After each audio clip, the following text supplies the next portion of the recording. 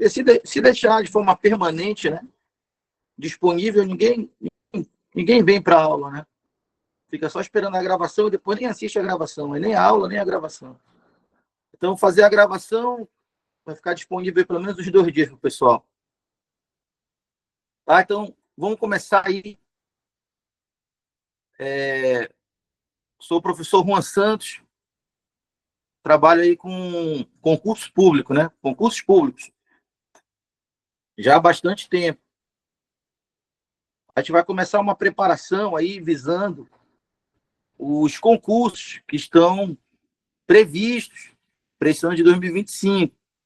Essa matéria que a gente vai ver hoje aqui, ela é comum a todos esses concursos.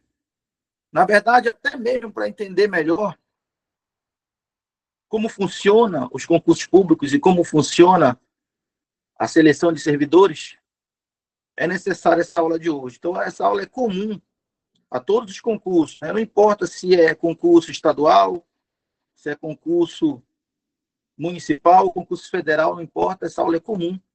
Não importa se é para concurso da área da saúde, da SESA, né? Secretaria de Saúde do Estado, se é um concurso para a Guarda Municipal, por exemplo, que vai ter, tanto de Macapá quanto de Santana, ou se é um concurso oficial da Polícia Militar ou do Bombeiro Militar, tá?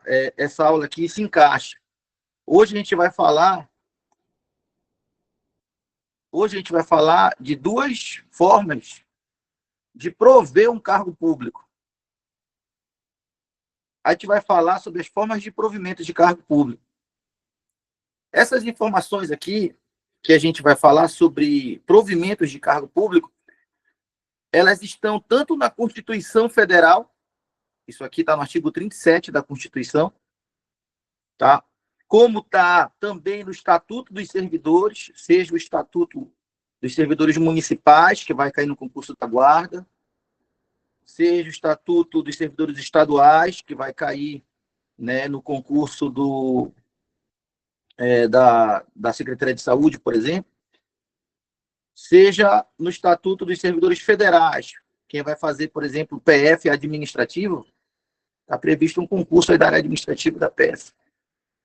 Então, essa matéria aqui, ela está presente na Constituição, está presente no Estatuto dos Servidores, seja estadual, municipal ou federal, e essa matéria aqui também está presente na lei específica da carreira de cada servidor. Né? Por exemplo, o cara vai fazer concurso para a Guarda Municipal. Existe a lei dos servidores municipais e existe o Estatuto dos Guardas Municipais. O cara vai fazer o concurso para a área da saúde, para enfermeiro, a carreira de enfermeiro do Estado do Amapá, para a SESA. Existe a lei dos servidores estaduais do Estado do Amapá, vale para todos os servidores estaduais.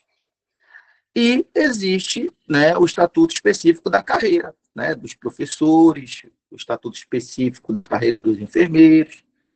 Tá? Então, cada grupo de profissionais, né, da saúde, da educação, tem os seus estatutos específicos. E essa matéria está lá também. Tá? Então, essa matéria aqui, ela está presente em toda a forma. Essa matéria aqui está presente em toda a forma que você possa enxergar a carreira do servidor. Seja na lei específica de uma carreira, seja na lei geral do Estado, do município ou da União sobre servidores, seja na Constituição Federal. Por causa disso, esse tema aqui é recorrente em prova. Quando eu falo recorrente, eu estou te dizendo que a cada 4 provas de concursos públicos, pelo menos uma vai cobrar esse tema aqui. Tá?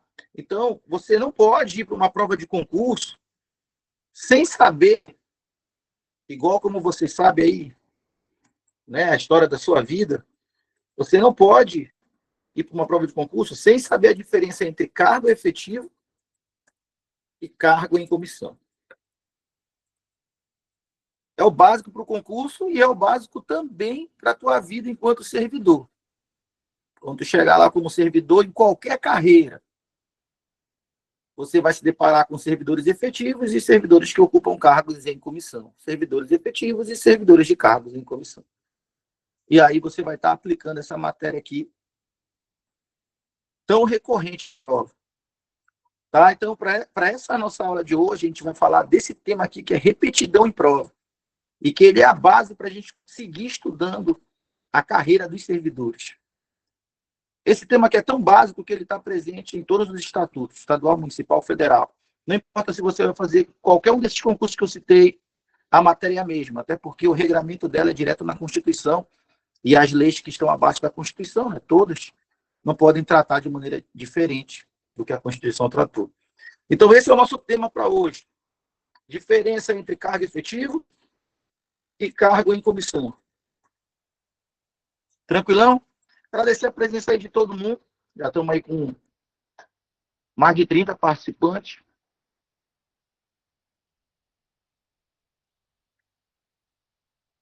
E quem chegou depois, né, dizer que essa nossa aula hoje é comum a todos os concursos que estão previstos para 2025. Né? Inclusive, né, quem vai fazer CFO também. CFO é um concurso com uma particularidade. Né? Qual é a particularidade do CFO? Que é o concurso, o CFO é o curso de formação de oficiais da PM, né, a Polícia Militar, e do Bombeiro, que é o Militar. A particularidade do CFO é que a carreira do CFO não é uma carreira civil. Todas as outras carreiras que eu citei aqui são carreiras civis.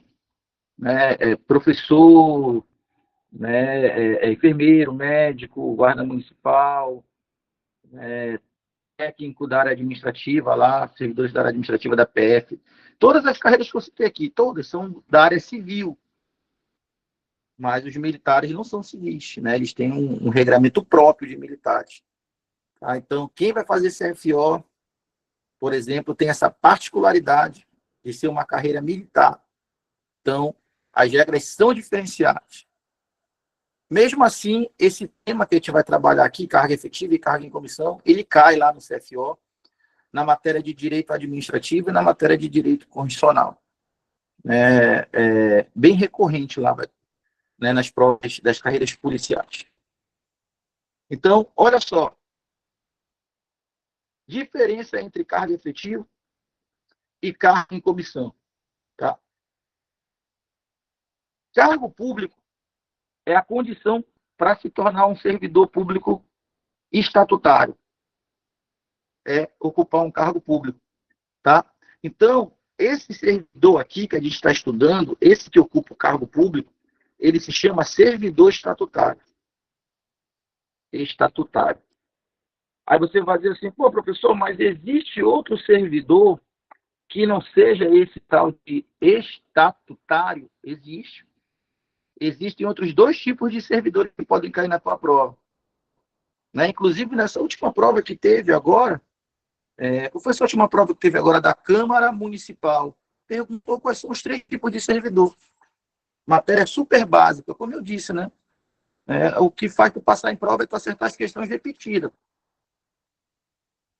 80% das provas, você procura as questões, elas já foram perguntadas em outros concursos. Claro que não com o mesmo texto, né? Mas perguntado o mesmo assunto. Então, são as questões repetidas que te fazem passar em prova. Então, quais são os tipos de servidores? Além desse servidor estatutário que a gente está estudando agora, é o mais conhecido. Existe servidor seletista. Tá? Esse servidor seletista é um servidor regido pela CLT, ele tem contrato de trabalho, ele tem carteira de trabalho assinada, ele tem FGTS. Né? Esse servidor seletista, a gente não vai estudar ali hoje. Esse servidor seletista, regido pela CLT, ele faz concurso público, hein?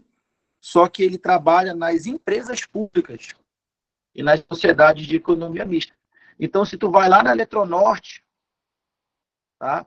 Que é uma sociedade de economia mista, tu vai descobrir que a Eletronorte faz concurso público para os seus funcionários. Eles são servidores, só que eles são servidores seletistas, por ser uma sociedade de economia mista, um tipo de empresa estatal, né? A Eletronorte contrata seus servidores pelo regime seletista. Eles são servidores, são concursados, só que eles pertencem ao regime seletista. Isso quer dizer que lá eles têm carteira de trabalho assinada, eles têm contrato de emprego, eles têm FGTS, seguro-desemprego, em caso de saída. Né? Tá? Então, esse é o servidor seletista, é outro tipo de servidor. E existe um terceiro tipo de servidor, que a gente conhece muito pouco, o cara do contrato administrativo, é o terceiro tipo. Sabe aquele cara que a gente fala assim, ele é do contrato. Quer dizer que ele não é concursado, ele assinou um contrato por um prazo determinado, geralmente de 1 ano. Quando acabar esse prazo de 1 ano, geralmente é 1 ano, pode ser mais, tá?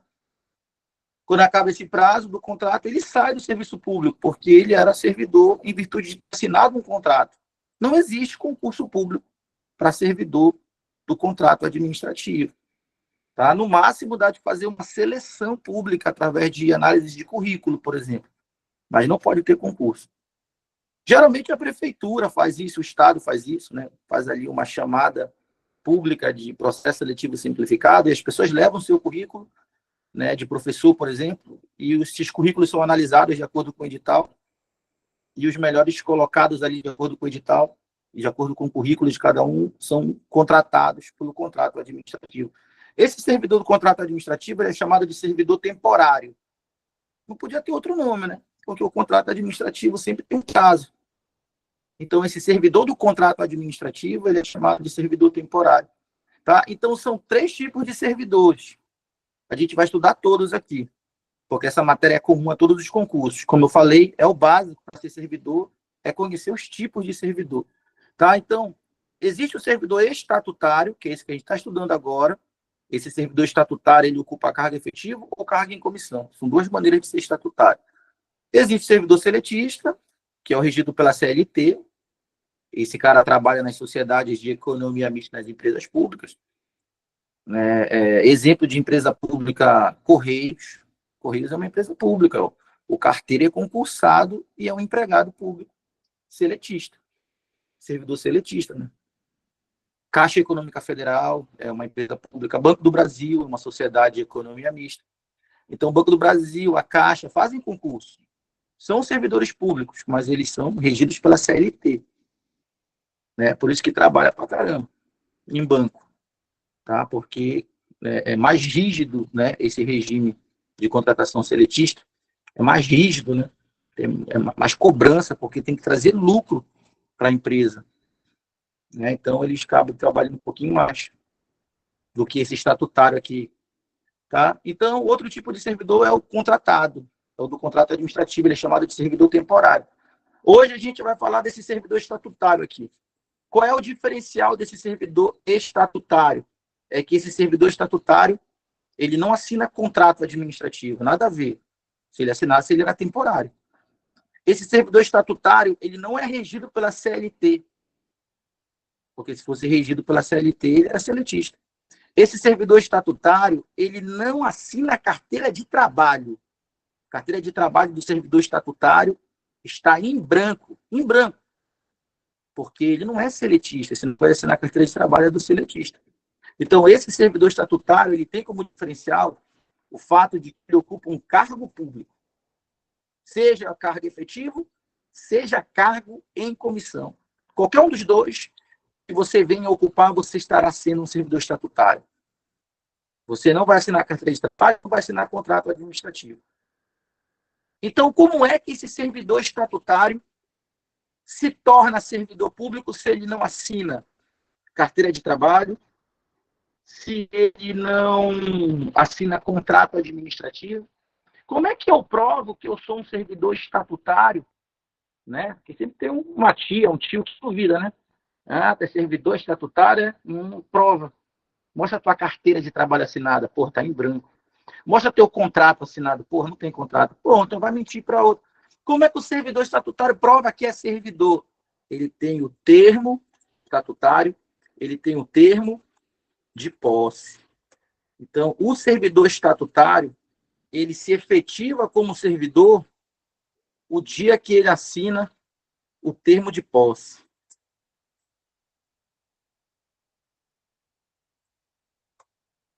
E aí, todo mundo acompanhando aí as diferenças? Todo mundo acompanhando aí as diferenças do servidor estatutário para os demais tipos de servidor?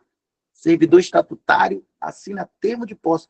Então, você se torna servidor estatutário o dia que você assina o termo de posse. Seja o termo de posse para um cargo efetivo, seja o termo de posse para um cargo em comissão. Inclusive, muita gente confunde as coisas, porque antes da posse, antes desse dia marcado para a posse, o servidor tem que ser nomeado, tem que haver uma nomeação, tá? Um ato de nomeação, um ato administrativo de nomeação. Então, muita gente confunde, porque o cara faz o concurso e é nomeado. Aí ele comemora, toma cachaça, xinga todo mundo que não acreditava nele e diz que virou servidor, né? Porque foi nomeado. Já xingou todo mundo. Aí depois vem os documentos para ele entregar e é marcada uma data para tomar posse. E nesse dia ele vai ressacado para a posse, né? Que a posse vem depois. E assina o termo de posse e aproveita e comemora de novo. Eu virei servidor, caralho, termo de posse. Pô, mas tu já não era servidor quando tu tinha sido nomeado? Pois é, ainda não. Ainda não era. A nomeação não torna a pessoa servidora estatutária. A nomeação vai deixar o cargo provido. Chama a pessoa para ser servidora. Deixa o cargo provido, mas não efetiva no cargo. O que efetiva no cargo é a assinatura do termo de posse, que vem depois da nomeação, né? Então, a posse, ela é efetiva investidura no cargo. É quando a pessoa se veste de servidor. A posse é quando a pessoa se torna servidor. A nomeação é o provimento do cargo, mas a pessoa não é servidora ainda não. Passou no concurso, foi nomeado, não é servidor ainda. Agora, entregou documentação, entregou exame médico, foi para a solenidade de posse, que é uma solenidade, né? Estava falando da disputa entre governo e prefeitura, vai ter muita solenidade aí, né, de posse, né, para esses servidores, né, para mostrar a força de cada grupo político. Então, foi lá para a posse, tomou posse, assinou aquele documento, agora virou servidor. E depois que vira servidor, a pessoa já quer receber, mas não vai receber ainda, porque está faltando o principal. Qual é o principal depois de assinar o termo de posse e se tornar servidor? É receber, mas para receber tem que trabalhar. Trabalhar, para não ficar esse nome feio, deram o nome de exercício.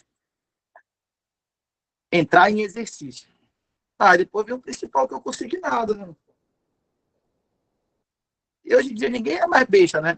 Vira servidor, é nomeado, toma posse, entra em exercício. Aí vai fazer consignado, faz consignado de 2.000. Vai curtir um final de semana? Não, pô, vai logo lá e mete toda a margem. Quanto é que dá de pegar tudo aí? 150 mil, então me dá tudo logo. 96 meses. Não quero saber, eu não estou com pressa, eu vou estar por aqui ainda. Me dá esses 150 mil, vou comprar alguma coisa que preste, né? Que perdure o tempo, né? A pessoa faz um monte de empréstimozinho e tal, quando vê, já usou toda a margem dela e não tem nada. Só curtiu uma vida de rei durante uns 6 meses. Depois está lá para pagar 96 meses. Curtiu 6 meses. Nem percebeu, porque faz 5 mil, renova. Faz 10 mil, renova. Faz 15 mil, renova, acabou. Faz tudo logo. 150 mil não dá muita coisa hoje, mas dá uma casa, sei lá, num bairro um pouco mais distante, ou um terreno num bairro mais próximo. Quando eu falo próximo, estou falando Zona Norte, né? Não vai comprar um terreno no centro com 150 mil. Vou perguntar do meu amigo aqui que entende de casa. O Anderson, o Sassá, ainda está aí. Que já saiu o Sassá e o Anderson. Eu ia perguntar dele o que dá de comprar com 150 mil de casa. Acho que dá de comprar uma casa num bairro um pouco mais distante da Dara, né? Sei lá, pelo Terra Nova ali, né? Terra Nova Bosque. Né? Compra logo um negócio que preste. Faz logo só um empréstimo. Então, pessoal, tá tranquilo esse caminho para ser servidor estatutário, que é a nomeação, a posse e o exercício? Tá tranquilo esse caminho aí?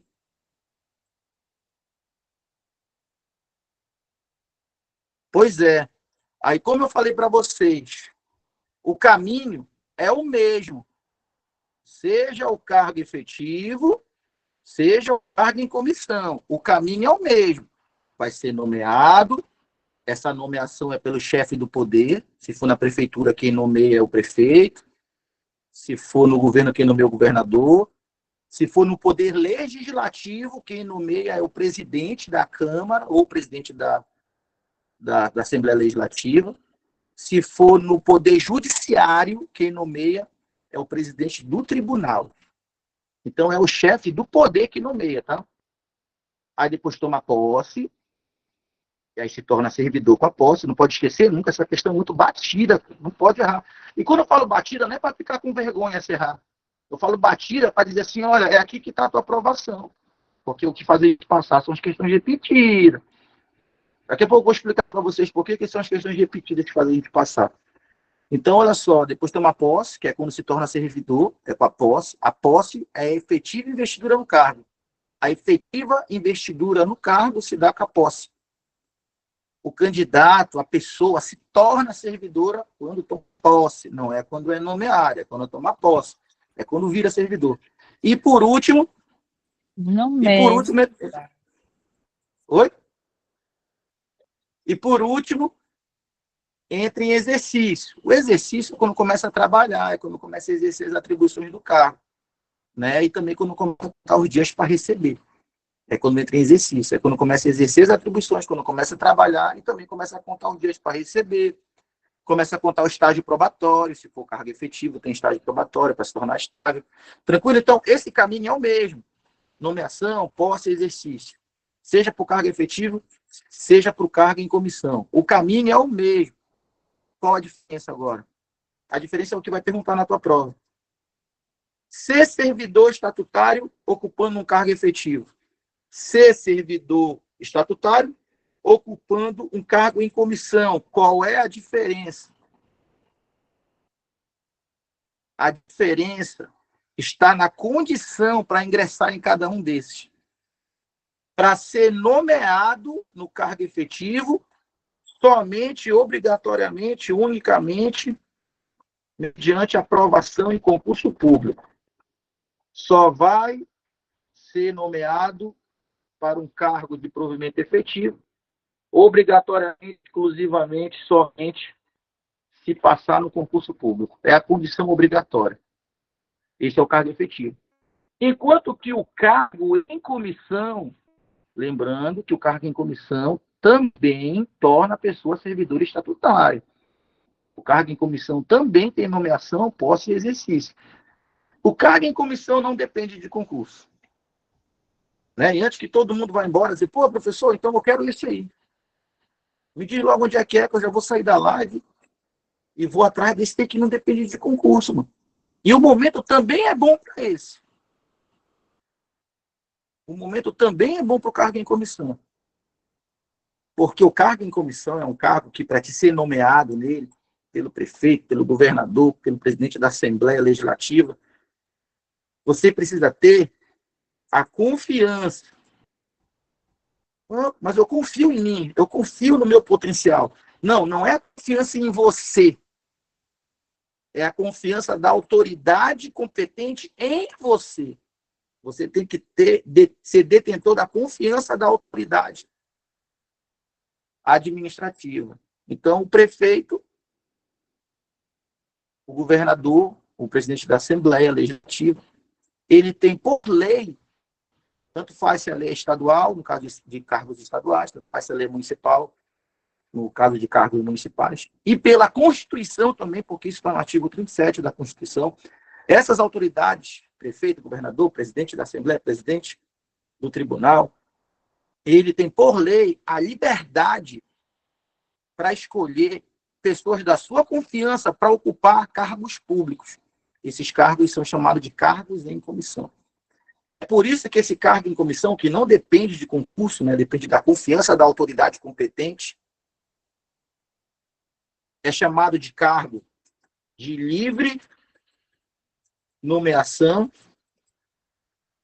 e livre exoneração. É isso que é o cargo em comissão na tua prova. O que é o cargo em comissão na minha prova? Olha, na tua prova, cargo em comissão é um cargo de livre nomeação e livre exoneração. Como é que é livre nomeação? Ó, livre não depende de concurso. O prefeito detém confiança em você, ele te nomeia para o cargo em comissão. Você vai ter que tomar posse e entrar em exercício. Inclusive, isso aconteceu agora, na virada do ano. Na virada do ano agora, saiu nas redes sociais, né, que a Prefeitura de Macapá exonerou todos os ocupantes de cargo em comissão. Foi o que saiu nas redes sociais. Né? Inclusive, hoje em dia, essa parada de fake news está pegando aí. Mas eu acredito que essa seja a verdade. Né? E ele poderia exonerar todos os ocupantes de cargo em comissão? Pode, porque a exoneração é livre. A exoneração é livre. Quando é a palavra, isso é na Constituição Federal, no artigo 37. Quando a Constituição diz que a exoneração é livre, quer dizer que não precisa sequer dizer os motivos. Assim também, quando nomeia, não precisa dizer os motivos. É livre. Tudo que eu Basta sei... dizer tchau e benção, não, professor? Basta dizer Isso. Tchau e benção. Isso, porque quando a nomeação acontece, eu não sei o motivo da nomeação, mas sei que esse cara detém a confiança. Quando a exoneração acontece, eu não sei o motivo da exoneração, porque é livre, mas eu sei que a confiança acabou. Então, é livre nomeação, livre exoneração, a depender da confiança da autoridade competente, né? E aí, normal. É preciso motivar? Não, não é preciso motivar, porque é livre. A Constituição Federal liberou o gestor de dar os motivos, seja para nomear, seja para exonerar. A Constituição liberou o gestor, não precisa dizer. Tá? Então, essa motivação é livre. Então, essa é a diferença do cargo efetivo para o cargo em comissão. A diferença é essa. É que o cargo efetivo é um cargo que o provimento depende obrigatoriamente da aprovação em concurso público, e o cargo em comissão é um cargo que o provimento não depende de aprovação em concurso. O cargo em comissão é um cargo que a nomeação dele, o provimento dele, nomeação é o provimento, tá? Que a nomeação dele, o provimento dele é livre, a depender da confiança do gestor. Tá? Então, esse quadro que eu montei aqui é um quadro que, como eu falei para vocês, a cada 4 provas, uma prova vai cobrar essa questão. Esse tema está na lei do servidor, então está em direito administrativo na lei do servidor. Esse tema está em direito administrativo, na parte de administração pública, e esse tema está em direito constitucional, no artigo 37. Um tema que é a base do serviço público e que está em 3 leis importantes, inclusive a Constituição. Se fosse repetido, não teria outra coisa para ser. O tema é repetido porque ele é importante e está nas legislações mais importantes de serviço público no Brasil. Então, essa questão é repetida. Tá? É claro que ela não é repetida com o mesmo texto, né? Mas com a mesma informação de que o efetivo depende de concurso, o comissionado, o cargo em comissão chama de comissionado, depende da confiança. Marcou, acertou as questões.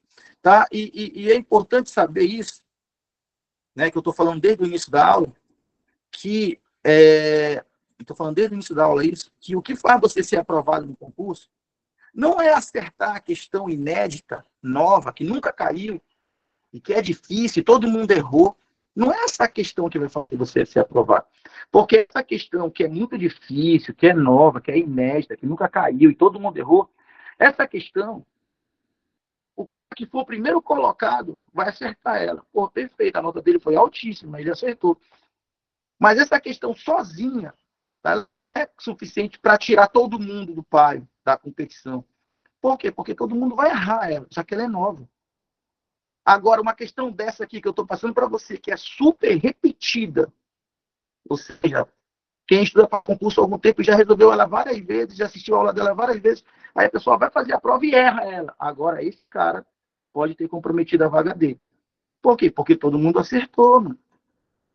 Entendeu? Então, tu não pode errar as fáceis, as repetidas. Aí, outro motivo de ser as questões repetidas que fazem a tua aprovação é que a maioria das questões das provas, principalmente de bancas conhecidas, como FCC, FGV, bancas conhecidas, né, que fazem muitas provas, a maioria das questões deles, do banco e de questões deles, são repetidas. Então, se você vem fazendo muitas questões de uma banca, chega num dia da prova, você tem muito mais chance de pontuação alta, porque a maioria das questões são repetidas. Repetida no conteúdo, né? O texto vai mudar alguma coisa. Então, acertando só os temas que já caíram antes, já é suficiente para você conseguir uma vaga na lista. Claro, não vou dizer entre os primeiros, né? Mas vou dizer que você fica numa lista. E hoje em dia essas listas têm andado bastante, né? E tem chamado a galera. O concurso da Polícia Civil foi em 2017. Ano passado... Com licença, professor. Oi, pode falar. Posso falar um instante? O Pode senhor falar, vai fazer... Porque, assim, eu participei do concurso, fiz o primeiro concurso da PM, né? Não me classifiquei tão bem. O senhor vai fazer, se Deus quiser, agora no CFO, o que o senhor fez na PM, que o senhor fez lá, juntou as questões que mais caíram. E lhe digo que não foi o direito administrativo que me tirou desse concurso. Foi raciocínio lógico, direito penal e um pouco... Deixa eu ver... Foi essas disciplinas que me tiraram do concurso, não foi essa disciplina. Mas o senhor vai fazer o que o senhor fez na PM, o senhor vai fazer um banco de questões que mais caíram na época. Isso foi muito importante. Vamos sim, vamos fazer. Inclusive, vamos fazer de outras disciplinas também, né? A gente vai fazer aqui um estudo base do português, um estudo base do raciocínio lógico. Aqui é a nossa preparação, né? A gente vai fazer esses estudos base, né? A base do que você precisa para acertar as questões repetidas, que são as que aprovam. Amém, professor. Tá bom. Então, como eu estava falando aí, ó, o que vai fazer você ser aprovado é acertar as repetidas. Você acertando as repetidas, você vai ter uma... São tantas repetidas, vamos botar 80% das questões são repetidas, né, em conteúdo, que acertando elas você já consegue ficar na lista. Ter chamado posteriormente. Quando eu falo posteriormente, às vezes é até 6 anos. Alguém vai dizer, pô, professor, mas o concurso só dá de valer 4, porque é 2 anos prorrogar por mais 2. O concurso da Polícia Civil foi 2017, mano. Ano passado foi 2024, tinha gente sendo chamado. O concurso do MPE, TRF também, o último concurso do TRF também, chamou até 2023 a galera, o concurso foi 2017. A pandemia suspendeu os prazos. Tá? Então, sim, eu não quero falar, né, dizer que a pandemia foi boa. Não, nada a ver. Não quero que ninguém me interprete dessa maneira. Mas, sei lá, cara, é a vez da pessoa, acho que tudo acontece. Né? O cara estava no último lugar lá no concurso, que todo mundo, se ele falasse em 2017, eu vou ser chamado desse concurso, todo mundo ria dele. Aí veio uma pandemia, ele foi chamado, né? Lá em 2024, e tá lá, né? Uma carreira super boa, que é da Polícia Civil. Então, a gente não sabe, cara. Tem que botar o nome nessa lista e seguir colocando o nome nas listas. Com o passar do tempo, você vai perceber que foi chamado em 2, 3, 4 listas, né? E vai escolher qual é o melhor cargo para você. A gente não sabe se amanhã vai ser suspenso o prazo de concurso, que nem foi na época da pandemia, por outros motivos. Né? A gente não sabe. Quem imaginaria que aconteceria algo desse tipo? Então, o certo é que, né, o primeiro passo para se tornar servidor é botar o nome na lista.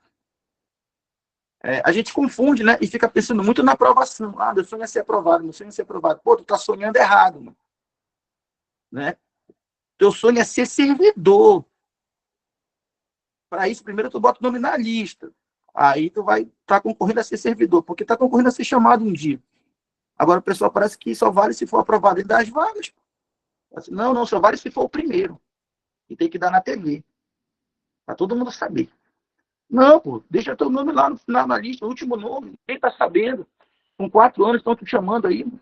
Vem aqui esse porra aí, mano.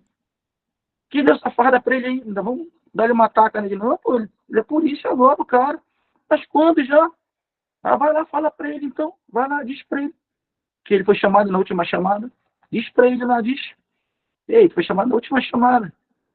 Vai, fala pra ele que eu quero ver. Eu não aconselho. Tá? Então, coloque o seu nome na lista, acertando as questões repetidas. Acertando as repetidas. Né? Nada de, não, eu estudo jurisprudência, não sei da onde, não sei quando, não sei com quem. Tá perdendo teu tempo, mano. Porque tu tá estudando algo excepcional que quase nunca cai. E quando cair, uma questão que todo mundo vai errar não vai fazer a diferença para ti. Entendeu? Porque é algo muito excepcional, não dá de adivinhar quando vai cair algo que é excepcional. Agora, essa aqui que eu estou te falando, que a cada 4 concursos cai uma vez, essa aqui sim. Tu não pode errar e tu já está sabendo que ela vai montar a tua aprovação. E quando ela cai, A pessoa que está preparada, assim, mentalmente, né? Porra, eu vou passar, cara. Por quê? Porque eu me preparei para essa questão aqui, que é repetida, caiu, ou seja, é minha vez, tá vendo? Só acho que eu sei, eu tô pronto, vamos lá. Aí a mente já começa a te levar para o caminho do sucesso, tá? Então, vamos continuar aqui com a diferença entre cargo efetivo e cargo em comissão, tá? O nosso próximo encontro aí vai ser na quinta-feira, nesse mesmo horário, e a gente vai falar sobre as outras modalidades de servidores públicos, que é o seletista da carteira assinada e o temporário, servidor temporário, que é do contrato administrativo. A gente vai falar na próxima aula dos dois, para fechar esse bloco de servidores e a gente passar a nossa lista de questões. Todo esse material que a gente está produzindo aqui, ó, que está na tela, né, ele vai ser disponibilizado aí para todo mundo. Vamos lá, então. Qual é a outra diferença entre servidor efetivo e servidor comissionado, né? Um ocupa cargo efetivo, outro cargo comissionado. Qual é a outra diferença entre eles, além do concurso? Outra diferença entre eles é que esse servidor do cargo efetivo, ele passa por estágio probatório. Pô, mas passar por estágio probatório é ruim. Não, pô, é bom. Porque se tu for aprovado no estágio probatório, tu vai ter direito à estabilidade. Mas tem que passar no estágio probatório. Então, o servidor ocupante de cargo efetivo, concursado, portanto, né, ele passa por estágio probatório e, caso ele seja aprovado nesse estágio probatório, ele alcança a estabilidade. E o servidor do cargo em comissão? O servidor do cargo em comissão, ele passa por estágio probatório? Não. Por quê? Porque ele não é concursado. O servidor do cargo em comissão, esse que depende da confiança, ele passa por estágio probatório, porque ele não é concursado. Esse servidor do cargo em comissão, ele já está há 10 anos no cargo em comissão. Uma confiança que está durando tempo, né? Que confia nele está se mantendo no poder, né? Ou aquele grupo político está se mantendo no poder. Não, tem até de 30 anos aqui no Amapá, né? Porque tem só 2 grupos divididos no poder há 30 anos aí. Então, olha só, esse servidor do cargo em comissão, ele tem direito à estabilidade porque ele está há 10 anos no cargo, por exemplo? Não. O cara do cargo em comissão, ele pode estar 20 anos no cargo em comissão. O dia que acabar a confiança, ele vai ser livremente exonerado. E não precisar nem dizer por quê. Porque é livre, tá? A exoneração. Então, esse servidor do cargo em comissão, ele não tem direito à estabilidade, muito menos estágio probatório. O servidor do cargo em comissão não tem estabilidade, não tem estágio probatório para ele. Deixa eu colocar aqui do lado. Então, o que tem para esse cara do cargo em comissão? Já que ele não tem estágio probatório, não tem estabilidade para ele. Então, o que tem para ele?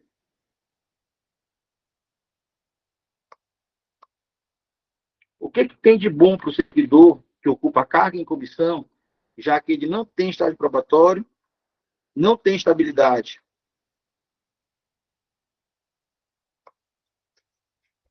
O que tem de bom? O que tem de bom para o cara do cargo em comissão, já que ele não tem estabilidade, já que ele não tem estágio probatório? Fazer um risco aqui para dizer que ele não tem. Deixa eu ver. Não deu de riscar aqui. Queria riscar no meio. E aí, o que tem de bom para o cara do cargo em comissão? Lembrando que ele não tem estágio probatório, não tem estabilidade.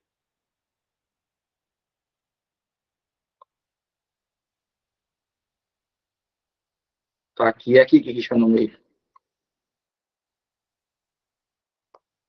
Pronto. Vou colocar uma outra cor aqui, um vermelho aqui. E aí, pessoal, o que vocês acham que tem de bom para o cara do cargo em comissão? Ele entra pela confiança, ele não entra pelo concurso. Para ele não tem probatório, para ele não tem estabilidade.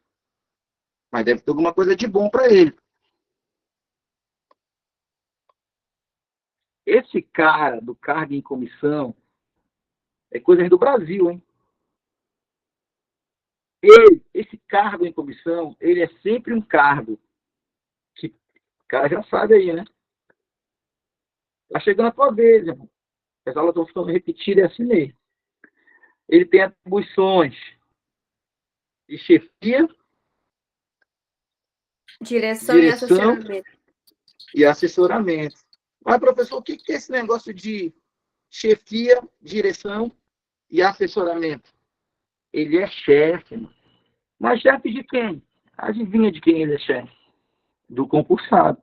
Não existe concurso para ser chefe. Todo chefe é uma indicação da confiança. O gestor, ele tem essa liberdade para escolher alguém para um cargo em comissão sem concurso, justamente porque essa escolha é a escolha de um chefe para uma divisão, um chefe para um departamento, um chefe para uma coordenadoria, um chefe para uma diretoria, um chefe. Então, esse chefe, ele sabe que tem bastante chefe, né?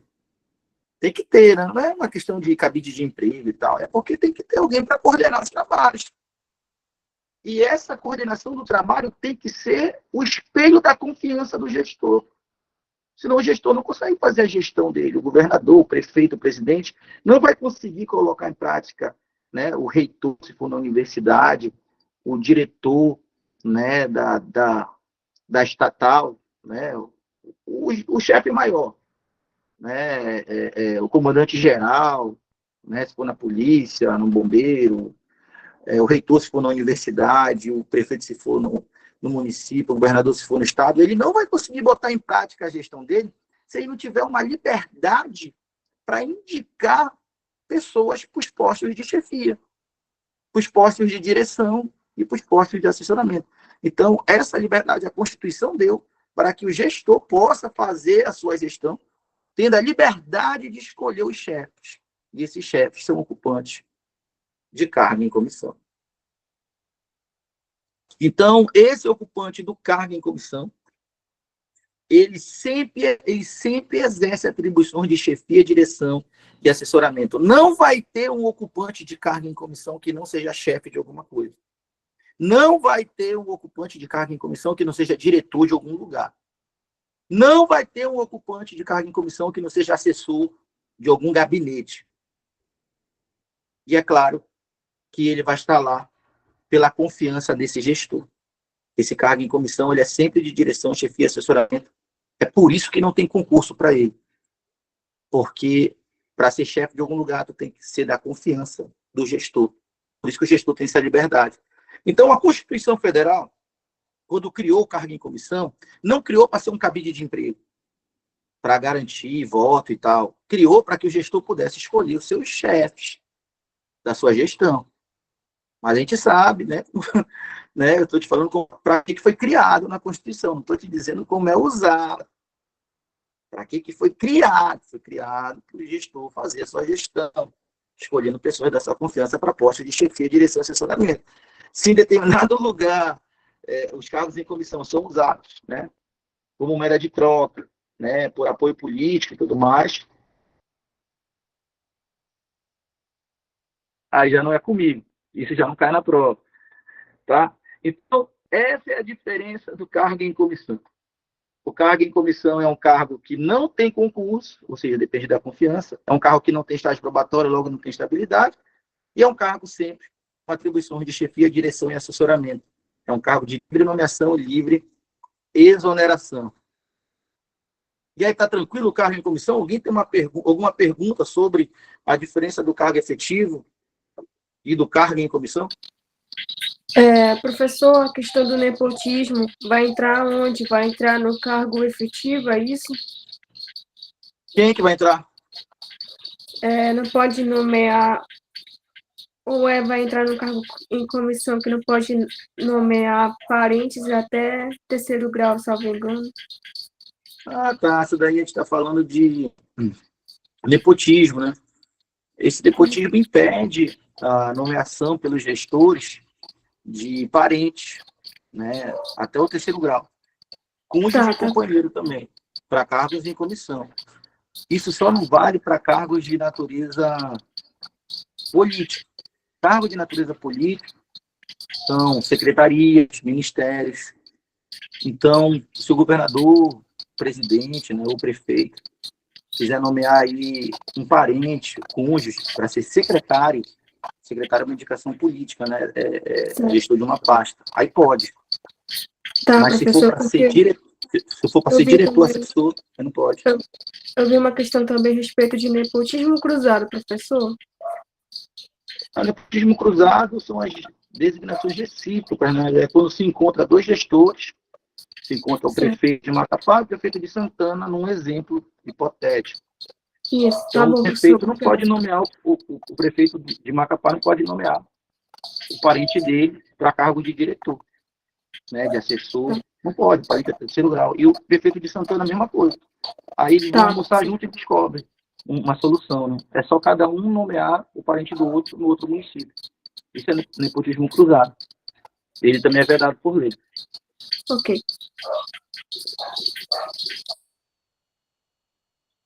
Tranquilo, pessoal? E aí, para fechar essa diferença aqui dos dois, né, muita gente fica pensando assim, pô, professor, mas eu estudando para um cargo efetivo e passando no concurso, eu estudei para o cargo efetivo e passei no concurso. Eu não vou ser chefe? Olha, não existe concurso público para ser chefe. Para ser chefe, diretor, assessor, ou seja, para ser chefe de uma divisão, de um departamento, como diretor, como assessor, necessariamente tem que ocupar o cargo em comissão. Tá? E aí o que acontece? Esse servidor efetivo, ele pode vir a se tornar o chefe da divisão, o diretor da diretoria, o assessor do gabinete, ele pode.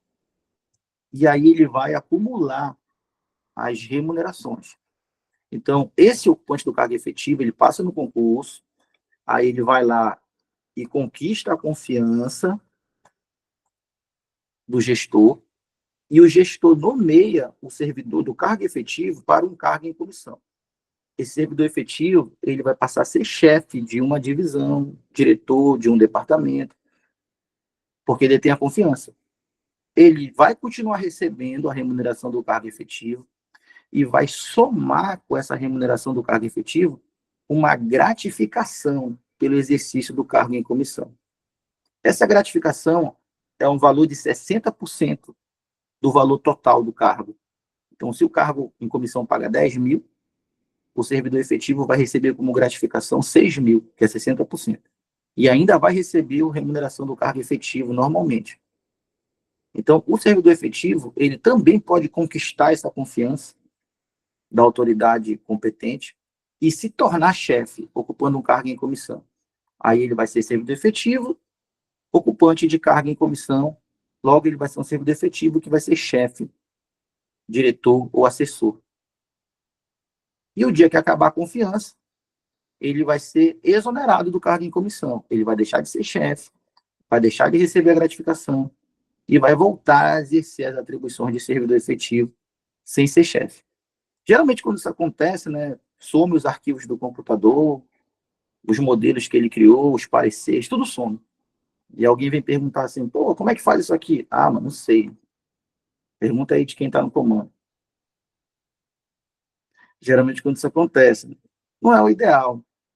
É bom todo mundo se ajudar, mas sabe como é que é, né?